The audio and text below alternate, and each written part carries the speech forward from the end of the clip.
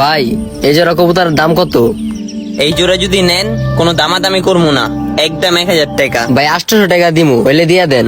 800 যেহেতু কইছে আর 200 টাকা এমনি দিয়ে দিব নি। না ভাই, একদমই। তাইলে কি আর করার, জায়গা। আমি জানি তো তুমি আবার ঘুরে আইবা আমার দোকানে।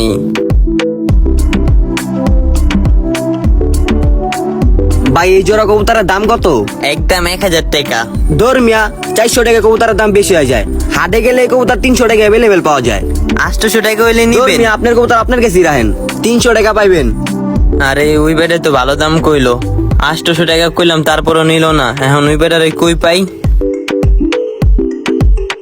এই ভাই এই, আপনি না 800 টাকা কবুতর কইছেন, নিয়ে যান। হপাই নিমু না, একদম 400 টাকা হইলে নিমু। পরে 400 টাকাই পাবো না। আহেন আহেন, নিয়ে যান।